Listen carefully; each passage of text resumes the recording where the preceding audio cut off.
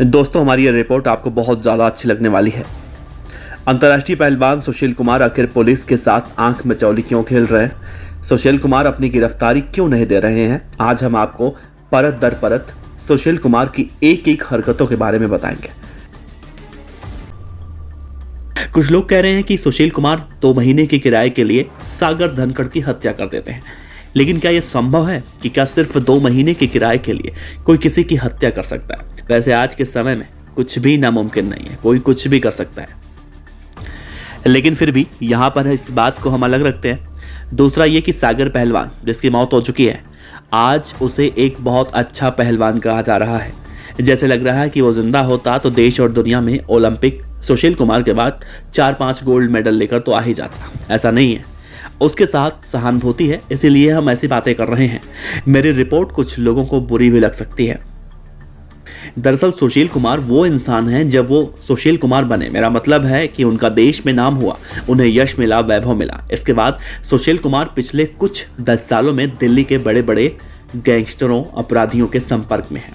और इसमें सुशील कुमार ये किया करते थे, जैसे किसी की ज़मीन कोई कब्जा कर ले, उसे छुड़वाना हो, या फिर किसी के साथ मामला कोई फंसा हुआ हो तो उसका निपटारा करना हो, ये सब काम सुशील कुमार किया करते थे। सुशील कुमार की गतिविधि इन्हीं सब कामों में हुआ करती थी। आज सुशील कुमार के ससुर को थाने बुलाया जा रहा है, उनकी पत्नी को थाने बुलाया जा रहा है। सुशील कुमार ने कभी नहीं सोचा होगा कि उनके साथ ऐसा होने वाला, लेकिन कहते हैं कि हम जैसा बोते हैं वैसा ही हमें काटने को मिलता है। जैसा मैंने पहले कहा कि सुशील कुमार पिछले कुछ 10 सालों से दिल्ली के बड़े बड़े अपराधियों के संपर्क में थे। उनके साथ यही सब काम किया करते थे। किसी की ज़मीन फंसी हुई है, उस पर कब्जा करना या फिर उसे छोड़ दें, यही उनका काम था। लेकिन जिस कोठी की बात हो रही है उस पर यह दावा किया जा रहा है कि सुशील कुमार की पत्नी का है।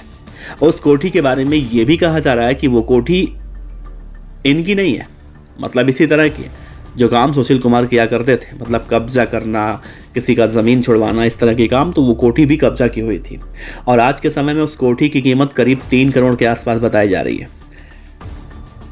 सुशील कुमार ने अपने प्लानिंग के तहत इस कोठी के साथ भी कुछ ऐसा किया और वहां पर उन्होंने सागर पहलवान को केयरटेकर के रूप में रहने के लिए दिया, ऐसा लोग कह रहे हैं।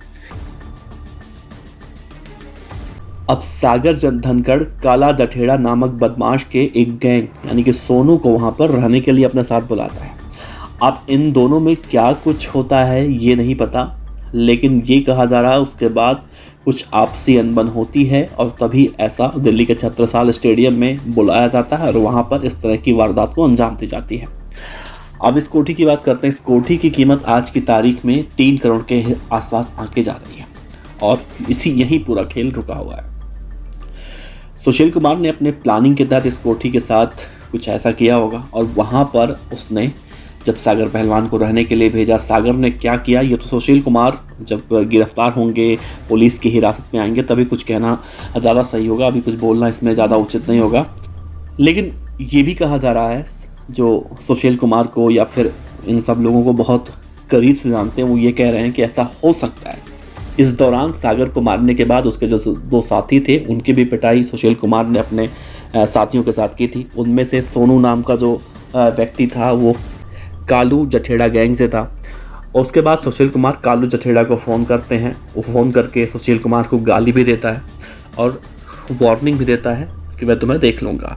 और तब से सुशील कुमार के मन में एक डर बैठ चुका है और उसी को लेकर वो भाग रहे हैं। 2-3 दिन पहले खबर आई थी कि सुशील कुमार नीरज बवाना, जो कि मोस्ट वांटेड गैंगस्टर है, जो जेल में बंद है तिहाड़ में, उसके संपर्क में गए हैं, उसकी छत्र छाया में रह रहे हैं। लेकिन ऐसा होने से कहीं ना कहीं बहुत ज़्यादा दिक्कतें आगे हो सकती हैं, ऐसा दिल्ली पुलिस और हरियाणा पुलिस को लग रहा है। इसीलिए ये कहा जा रहा है कि 2 गैंगों के बीच में गैंग वॉर हो सकता है और इन सब के पीछे एक ही आदमी रहेगा, सुशील कुमार। इसी की वजह से ऐसा हो सकता है।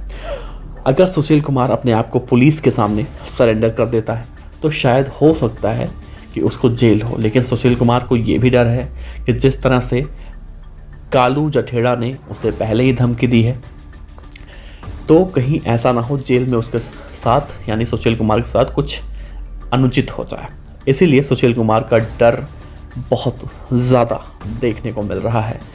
खैर, अब देखना अहम होगा कि नीरज बवाना गैंग कब तक सुशील कुमार को कहाँ तक बचाता है पुलिस की गिरफ्त से, और पुलिस सुशील कुमार को अपने गिरफ्त में कब लेती है, ये देखना बहुत ज़्यादा अहम होगा। ऐसे में देखा जाए सुशील कुमार अगर अपने आप को पुलिस के हवाले कर देते हैं तो उनके लिए बहुत ज़्यादा अच्छा रहेगा, क्योंकि अगर ऐसा नहीं होता है, दोनों गैंग आपस में भिड़ते हैं तो दिक्कतें बढ़ सकती हैं। इनमें से एक गैंग का नाम और सामने आ रहा है जिसका नाम है नीरज बाली।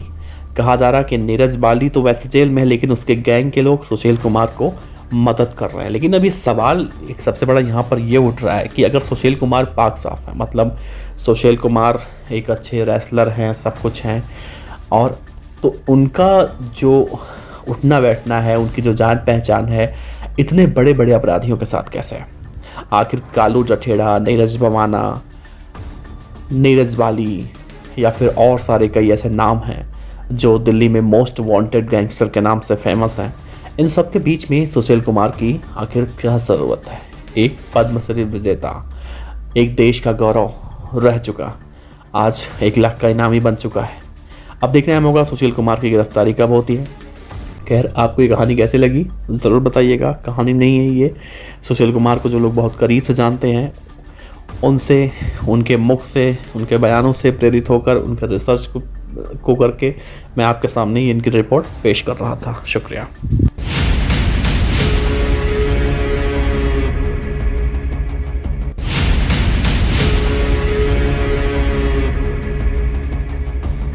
खबर अच्छी लगी हो तो लाइक कीजिए, सब्सक्राइब कीजिए, साथ ही बेल आइकन का बटन दबाइए पीडीएफ न्यूज की खबरें सबसे पहले देखने के लिए।